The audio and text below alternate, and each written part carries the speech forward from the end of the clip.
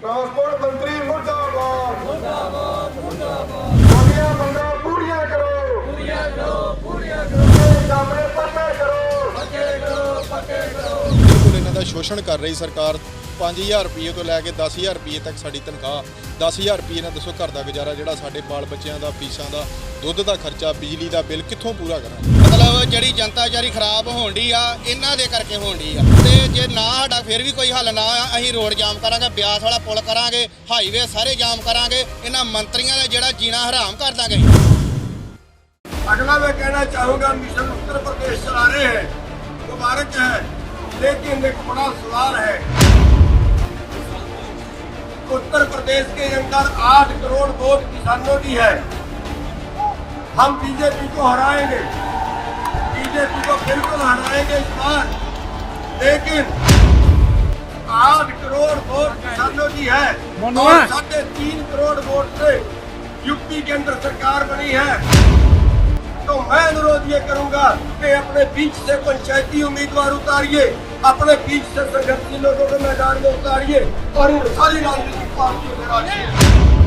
सत श्री अकाल। निरपक्ष पोस्ट वेख रहे हो तुसीं। मैं नीरज कुमार लैके हाज़र हाँ अज दे दिन दीआं टॉप खबरां। शुरुआत करांगे वड्डी खबर तो तुहानूं दस दईए कि मोहाली दे एयरपोर्ट दे नाल संबंधी मोहाली दे एयरपोर्ट तो तुहानूं दस दईए कि हुण कार्गो व्यवस्था जो है वो शुरू होने वाली है साल के अंत दे विच, जिस दे लई धन्नवाद किया श्रोमणी अकाली दल के सीनियर आगू प्रोफैसर प्रेम सिंह चंदूमाजरा ने। केंद्रीय मंत्री का धन्नवाद किया। इस दे नाल ही गल करांगे अज पंजाब दे विच तुहानूं दस दईए कि रोडवेज़ के जो मुलाजम ने कच्चे मुलाजम, इस तो इलावा PEPSU road transport corporation, Punjab roadways अते पनबस दे तुहानूं दस दईए कि जो कच्चे मुलाजम ने उन्हां वल्लों अणमिथे समय के लिए हड़ताल शुरू कर दी गई है। तो गल करांगे करनाल दे विच होण वाली किसान महापंचायत की जो कि 7 सितंबर को होनी है। हालांकि अज जो है किसान आगूआं की प्रशासनिक अधिकारियों के नाल बैठक भी हुई है तो खबरां सामने आईयां ने कि यह बैठक जो है वह बिल्कुल ही बेनतीजा रही है। तो इस दे नाल ही गल करांगे गुरनाम सिंह चड़ूनी की। तुहानूं दस दईए कि जिस दे विच उन्होंने कल होने वाली पंचायत नूं लैके ऐलान कर दिता है कि जो कल नूं होने वाली पंचायत है वह हर हाल दे विच होकर रहेगी, चाहे प्रशासन क्यों ना उसनूं रोकण दी जो कोशिशां कर लवे, परंतु कल हर हाल दे विच करनाल दी अनाज मंडी च जो है वो पंचायत होकर रहेगी। इस तो इलावा तुहानूं दस दईए कि मुजफ्फरनगर तो भी गुरनाम सिंह चढ़ौनी ने हुंकार भरी है तो एक बार फिर तो सियासी बयान दिते हैं तो मिशन यूपी नूं लैके धमाकेदार जो है उन्हां वल्लों स्पीच दी गई है। तो शुरुआत करते हैं वड्डी खबर तो तुहानूं दस दईए कि जो कि मोहाली के एयरपोर्ट के नाल संबंधी है। तुहानूं दस दईए कि अज मोहाली के एयरपोर्ट तो हुण जो है कार्गो व्यवस्था जो शुरू होने वाली है, यानी कि साल के अंत दे विच कार्गो व्यवस्था शुरू हो जाएगी, जिस दे लई केंद्रीय मंत्री का धन्नवाद किया है श्रोमणी अकाली दल के सीनियर आगू प्रोफैसर प्रेम सिंह चंदूमाजरा ने, जिन्हां दा कहना है कि इस व्यवस्था के शुरू होने के नाल पंजाब के जो सब्जियां के उत्पादक ने, जो किसान ने सब्जी पैदा करते हैं, उन्हां दी आमदन दे विच इस दे नाल फायदा होवेगा। इस तो इलावा ट्रांसपोर्ट नूं भी काफ़ी हद तक फायदा होवेगा, क्योंकि उन्हां दा कहना है कि लॉकडाउन दे विच ट्रांसपोर्ट नूं काफ़ी नुकसान झल्लना पिया ते हुण कहा जा सकता है कि इस दे शुरू होने दे नाल पंजाब दे लेबर अते सब्जी उत्पादक अते ट्रांसपोर्टरां नूं काफ़ी जो है वो फायदा पहुँचण वाला है, मुकम्मल हो जाएगी तो बाहरले मुल्कां नूं समान की ढोआ ढुआई शुरू हो जाएगी। ਉਹਦਾ फायदा ये होएगा कि इस खिते दे विच क्रॉप डाइवर्सिफिकेशन का और आमदन इस इलाके की बढ़ेगी। घट्टो घट्ट 5 गुना वध सब्जियां दे रेट लोकां नूं मिलण लग जाने आ और थोड़ियां ज़मीनां ने इस इलाके दे विच लोकां दियां। मैं समझदा कि पंजाब, हरियाणा, हिमाचल, जम्मू कश्मीर वाधा होने नाल इंपलायमेंट मिलेगी बहुत सारी। ट्रांसपोर्टेशन का धंधा जिहड़ा लाभकारी बनेगा। ट्रांसपोर्टेशन जिहड़ा लोकां नूं काम नहीं मिल रहा। अफसोस इस गल का कि फैक्ट्रियां लगदियां ने पंजाब दे विच, पर ट्रक ऑपरेटर जिहड़े ने बाहरले आके बाहरले सूबे दे आके इत्थे काम कर रहे ने। पिछले कैप्टन अमरिंदर सिंह की सरकार दे विच सब तो बुरा असर बाकी धंधे ते पे पिया, ट्रांसपोर्टेशन ते बहुत पिया, क्योंकि फैक्ट्रियां वालियां नूं खुल हो गई, वो बाहरले आपदे ट्रक ही लैके ऑपरेट करते हैं। हुण जदों कार्गो व्यवस्था होगी, सब तो लाभकारी धंधा ट्रांसपोर्टेशन का बनेगा। लोडिंग अनलोडिंग लई लेबर नूं बहुत बड़ा काम मिलेगा और होर छोटे छोटे काम जिहड़े ने ईवन ਚਾਹ ਦੁੱਧ ਦੀਆਂ ਦੁਕਾਨਾਂ ਦੇ ਔਰ ਸਮਾਨ ਦੇ ਮਤਲਬ ਇੱਕ ਦੂਜੇ ਦੇ ਮਤਲਬ ਵਪਾਰ ਦੇ, ਇਹ ਗਡਾਊਨ ਦੇ ਇੱਥੇ ਗਡਾਊਨ ਕਪੈਸਿਟੀ ਜਿਹੜੀ ਹੈ ਲੋਕਾਂ ਦੀ, ਸਟੋਰੇਜ ਕਪੈਸਿਟੀ ਸੌਰੀ ਉਹ ਵਧੇਗੀ। ਤੇ ਹੁਣ ਗੱਲ ਕਰ ਲੈਂਦੇ ਆ ਪੂਰੇ ਪੰਜਾਬ ਦੇ ਵਿੱਚ ਪੈਪਸੂ ਰੋਡ ਟਰਾਂਸਪੋਰਟ ਕਾਰਪੋਰੇਸ਼ਨ ਅਤੇ ਪੰਜਾਬ ਰੋਡਵੇਜ਼ ਦੇ ਨਾਲ ਪਨਬਸ ਦੇ ਜੋ ਕੱਚੇ ਮੁਲਾਜ਼ਮ ਨੇ ਉਹਨਾਂ ਵੱਲੋਂ ਅਣਮਿੱਥੇ ਸਮੇਂ ਦੇ ਲਈ ਹੜਤਾਲ ਸ਼ੁਰੂ ਕਰ ਦਿੱਤੀ ਗਈ ਆ। ਉਹਨਾਂ ਦਾ ਕਹਿਣਾ ਕਿ ਸਰਕਾਰ ਵੱਲੋਂ ਉਹਨਾਂ ਨੂੰ ਪੱਕੇ ਨਹੀਂ ਕੀਤਾ ਜਾ ਰਿਹਾ ਤੇ ਕੇਵਲ ਬਹੁਤ ਹੀ ਥੋੜੀਆਂ ਤਨਖਾਹਾਂ ਤੇ ਉਹਨਾਂ ਤੋਂ ਕਈ ਘੰਟੇ ਜੋ ਹੈ ਉਹ ਕੰਮ ਲਿਆ ਜਾ ਰਿਹਾ, ਜਿਸ ਕਾਰਨ ਘਰ ਦਾ ਖਰਚਾ ਚਲਾਉਣਾ ਤੱਕ ਮੁਸ਼ਕਿਲ ਹੋ ਗਿਆ ਤੇ ਹੁਣ ਉਹਨਾਂ ਵੱਲੋਂ ਜੋ ਹੈ ਅਣਮਿੱਥੇ ਸਮੇਂ ਦੇ ਲਈ ਹੜਤਾਲ ਕਰ ਦਿੱਤੀ ਗਈ ਹੈ। ਹਾਲਾਂਕਿ ਇਸ ਦੌਰਾਨ ਤੁਹਾਨੂੰ ਦੱਸ ਦਈਏ ਕਿ ਜੋ ਸਵਾਰੀਆਂ ਨੇ ਉਹਨਾਂ ਨੂੰ ਵੀ ਕਾਫੀ ਦਿੱਕਤਾਂ ਦਾ ਸਾਹਮਣਾ ਕਰਨਾ ਪਿਆ ਹੈ। ਦੇਖੋ ਜੀ, ਸਾਡੀਆਂ ਬਹੁਤ ਲੰਮੇ ਸਮੇਂ ਤੋਂ ਅਸੀਂ ਜਿਹੜੇ 2000 ਤਕਰੀਬਨ 7-8 ਤੋਂ ਲੈ ਕੇ ਕੱਚੇ ਕਾਮੇ ਜਿਹੜੇ ਪੰਜਾਬ ਸਰਕਾਰ ਨੇ ਭਰਤੀ ਕਰਕੇ ਬਿਲਕੁਲ ਇਹਨਾਂ ਦਾ ਸ਼ੋਸ਼ਣ ਕਰ ਰਹੀ ਸਰਕਾਰ। 5000 ਰੁਪਏ ਤੋਂ ਲੈ ਕੇ 10000 ਰੁਪਏ ਤੱਕ ਸਾਡੀ ਤਨਖਾਹ, 10000 ਰੁਪਏ ਨਾਲ ਦੱਸੋ ਘਰ ਦਾ ਗੁਜ਼ਾਰਾ ਜਿਹੜਾ ਸਾਡੇ ਬਾਲ ਬੱਚਿਆਂ ਦਾ, ਫੀਸਾਂ ਦਾ, ਦੁੱਧ ਦਾ ਖਰਚਾ, ਬਿਜਲੀ ਦਾ ਬਿੱਲ ਕਿੱਥੋਂ ਪੂਰਾ ਕਰਾਂਗੇ। ਮਜਬੂਰਨ ਵਸ ਹੋ ਕੇ ਸਰਕਾਰ ਸਾਨੂੰ ਮਤਲਬ ਚੱਕਾ ਜਾਮ ਕਰਨ ਤੇ ਮਜਬੂਰ ਕੀਤਾ। ਸਰਕਾਰ ਨੇ ਮਜਬੂਰ ਕੀਤਾ, ਅਸੀਂ ਆਪ ਖੁਦ ਮਤਲਬ ਬੰਦ ਨਹੀਂ ਕੀਤਾ, ਸਾਨੂੰ ਸਰਕਾਰ ਨੇ ਮਜਬੂਰ ਕੀਤਾ। ਮੰਗਾਂ ਕੀ ਨੇ? ਮੰਗਾਂ ਸਾਡੀਆਂ ਜੀ ਜਿਹੜੇ ਕੱਚੇ ਕੰਮੇ ਆ ਸਾਡੇ ਕੰਟਰੈਕਟ ਤੇ ਆਊਟਸੋਰਸ ਤੇ ਆ ਸਾਰੇ ਕੰਮੇ ਜਿਹੜੇ ਉਹ ਬਿਨਾਂ ਸ਼ਰਤ ਜਿਹੜੇ ਉਹ ਪੱਕੇ ਕੀਤੇ ਜਾਣ। ਪੰਜਾਬ ਸਰਕਾਰ ਵੱਲੋਂ ਅਸੀਂ ਬੇਨਤੀ ਕਰਦੇ ਹਾਂ ਵੀ ਤੁਸੀਂ ਲੇਡੀਜ਼ ਨੂੰ ਸਫ਼ਰ ਸਹੂਲਤ ਜਿਹੜੀ ਫ੍ਰੀ ਦਿੱਤੀ ਆ ਉਹਨੂੰ ਇਖਤਿਆਰ ਕਰਦੇ 10000 ਬੱਸ ਜਿਹੜੀ ਉਹ ਪਾਈ ਜਾਏ। ਤੇ ਜਿਹੜੀਆਂ ਬੱਸਾਂ ਜੋ ਆ ਸਾਡੀਆਂ ਬਹੁਤ ਪੁਰਾਣੀਆਂ ਕਦਮ ਹੋ ਚੁੱਕੀਆਂ ਵਾ, ਸਵਾਰੀ ਬੱਸਾਂ ਘੱਟ ਹੋਣ ਕਰਕੇ ਸਵਾਰੀ ਸਾਡੇ ਕੋਲ ਓਵਰਲੋਡ ਰਹਿੰਦੀ ਆ, ਬੱਸਾਂ ਰਸਤੇ ਦੇ ਵਿੱਚ ਖਰਾਬ ਹੁੰਦੀਆਂ, ਸਵਾਰੀ ਜਿਹੜੀ ਉਹ ਖਰਾਬ ਹੁੰਦੀ ਹੈ। ਅੱਜ ਸ਼ਾਮ ਤੱਕ ਜੇ ਨਾ ਸੁਣਵਾਈ ਹੋਈ ਤਾਂ ਅਗਲਾ ਕਦਮ ਕੀ? ਜੇ ਅੱਜ ਸ਼ਾਮ ਤੱਕ ਸਾਡੀ ਸੁਣਵਾਈ ਨਾ ਹੋਈ ਤਾਂ ਆਉਣ ਵਾਲੇ ਸਮੇਂ ਦੇ ਵਿੱਚ ਜਿਹੜਾ ਕੱਲ ਨੂੰ ਅਸੀਂ ਸਿਸਵਾ ਫਾਰਮ ਜਿਹੜਾ ਕੈਪਟਨ ਸਾਹਿਬ ਦਾ ਉਹਦਾ ਘਰਾਓ ਕਰਾਂਗੇ। ਪੱਕਾ ਮੋਰਚਾ ਜਿਹੜਾ ਵਾ ਸਾਂਝੀ ਐਕਸ਼ਨ ਕਮੇਟੀ ਵੱਲੋਂ ਜਾਂ ਮਤਲਬ ਜਿਹੜੀ ਪੰਜਾਬ ਦੀਆਂ ਜਿੰਨੀਆਂ ਕੱਚੇ ਜਥੇਬੰਦੀਆਂ ਵਾ ਉਹਨਾਂ ਵੱਲੋਂ ਪਟਿਆਲੇ ਦੇ ਵਿੱਚ ਲਗਾਇਆ ਗਿਆ ਵਾ। ਫਿਰ ਵੀ ਜੇ ਸਾਡੀ ਸੁਣਵਾਈ ਨਹੀਂ ਹੁੰਦੀ ਆਉਣ ਵਾਲੇ ਸਮੇਂ ਦੇ ਵਿੱਚ ਜਿਹੜੇ ਪੰਜਾਬ ਦੇ ਜਿੰਨੇ ਵੀ ਪੁਲ ਨੇ ਪੁਲਾਂ ਦੇ ਉੱਤੇ ਜਾਮ ਲਗਾਇਆ ਜਾਊਗਾ, ਪੁਲ ਬੰਦ ਕੀਤੇ ਜਾਣਗੇ।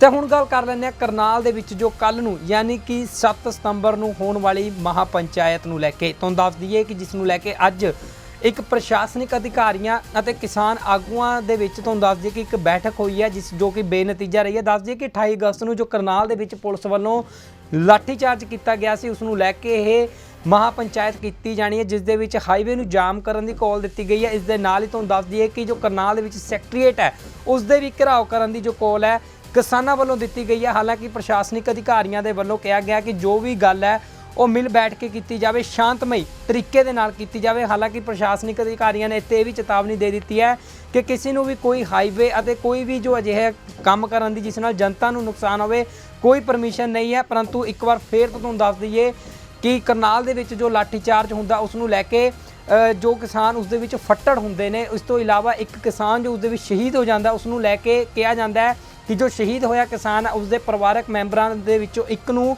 ਸਰਕਾਰੀ ਨੌਕਰੀ ਅਤੇ ਕਰੀਬ 25 ਲੱਖ ਰੁਪਏ ਦਾ ਮੁਆਵਜ਼ਾ ਅਤੇ ਜੋ ਕਿਸਾਨ ਜੋ ਉਸ ਲਾਠੀਚਾਰਜ ਦੇ ਵਿੱਚ ਫੱਟੜ ਹੋਏ ਨੇ ਉਹਨਾਂ ਨੂੰ 2 ਲੱਖ ਦਾ ਮੁਆਵਜ਼ਾ ਦਿੱਤਾ ਜਾਵੇ। ਜੇਕਰ ਅਜਿਹਾ ਨਹੀਂ ਹੋਇਆ ਤਾਂ 7 ਸਤੰਬਰ ਨੂੰ ਸੈਕਟਰੀਏਟ ਦੇ ਨਾਲ ਸੜਕਾਂ ਨੂੰ ਵੀ ਜਾਮ ਕਰਨ ਬਾਰੇ ਕਿਹਾ ਗਿਆ ਸੀਗਾ। ਤੇ ਹੁਣ ਜੋ ਹੈ ਪ੍ਰਸ਼ਾਸਨਿਕ ਅਧਿਕਾਰੀਆਂ ਦੇ ਨਾਲ ਬੈਠਕ ਹੁੰਦੀ ਹੈ, ਕਿਸਾਨ ਆਗੂ ਗੁਰਨਾਮ ਸਿੰਘ ਚੜੂਨੂ ਦੀ ਅਗਵਾਈ ਦੇ ਵਿੱਚ ਇਹ ਬੈਠਕ ਹੁੰਦੀ ਹੈ ਤੇ ਇਹ ਬੈਠਕ ਜੋ ਹੈ ਉਹ ਬੇਨਤੀਜਾ ਰਹਿ ਜਾਂਦੀ ਹੈ। ਹਾਲਾਂਕਿ ਇਸ ਦੌਰਾਨ ਪ੍ਰਸ਼ਾਸਨਿਕ ਅਧਿਕਾਰੀਆਂ ਵੱਲੋਂ ਆਮ ਜਨਤਾ ਨੂੰ ਵੀ ਅਪੀਲ ਕੀਤੀ ਗਈ ਹੈ ਕਿ ਜੇਕਰ ਕੋਈ ਗੈਰ ਜ਼ਰੂਰੀ ਕੰਮ ਹੈ ਕਰਨਾਲ ਵੱਲ ਤਾਂ ਕਰਨਾਲ ਦੇ ਹਾਈਵੇ ਕੋਲ ਨਾ ਪਹੁੰਚਣ, ਕਿਉਂਕਿ ਇਸ ਦੇ ਨਾਲ ਉਹਨਾਂ ਨੂੰ ਵੀ ਕਾਫੀ ਦਿੱਕਤਾਂ ਦਾ ਸਾਹਮਣਾ ਕਰਨਾ ਪੈ ਸਕਦਾ। ਹਾਲਾਂਕਿ ਪ੍ਰਸ਼ਾਸਨਿਕ ਅਧਿਕਾਰੀਆਂ ਨੇ ਉੱਥੇ ਦੀ ਜਨਤਾ ਨੂੰ ਵਿਸ਼ਵਾਸ ਦਿਵਾਇਆ ਕਿ ਪ੍ਰਸ਼ਾਸਨ ਵੱਲੋਂ ਜੋ ਹੈ ਉਹ ਪੁਖਤਾ ਪ੍ਰਬੰਧ ਕਰ ਲਏ ਗਏ ਨੇ ਤੇ ਕਿਸੇ ਵੀ किस्म ਦੀ ਜੋ ਦਿੱਕਤ ਹੈ ਉਹ ਆਮ ਜਨਤਾ ਨੂੰ नहीं ਆਉਣ ਦਿੱਤੀ ਜਾਵੇਗੀ।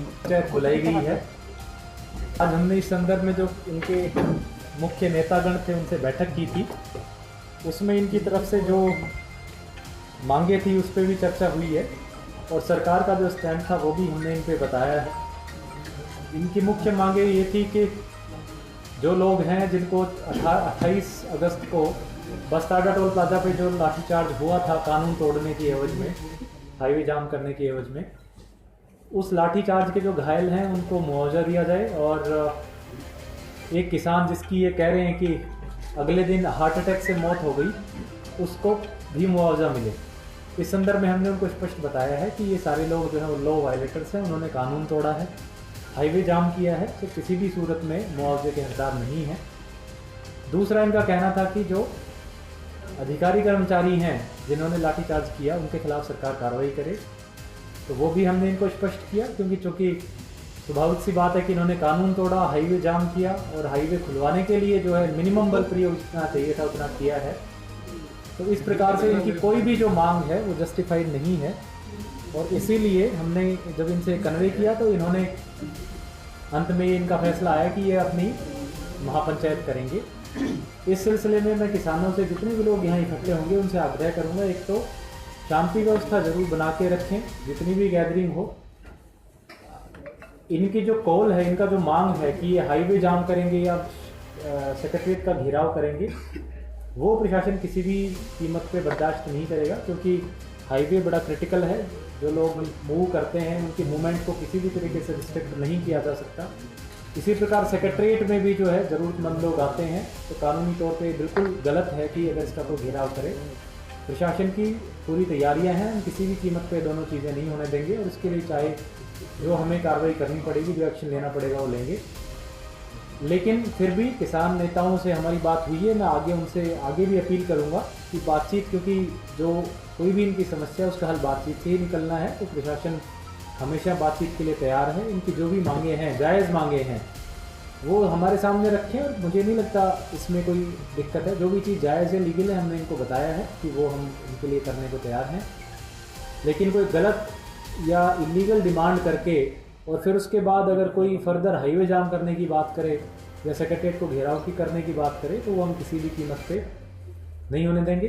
साथ में जो ट्रैवल एडवाइजरी, क्योंकि एक चांस है हाईवे को इसकी व्यवस्था बहाल करने के लिए फोर्स भी डिप्लॉयड रहेगी हाईवे पे, तो एक हमने ट्रैवल एडवाइजरी जारी की है। मैं लोगों से अपील करना चाहूँगा कि कल के दिन अगर ज़रूरी ना हो, गैर ज़रूरी कार्य के लिए, जो नेशनल हाईवे 44 है उसमें विशेष रूप से करनाल की सीमा में ट्रैवल करने से बचें।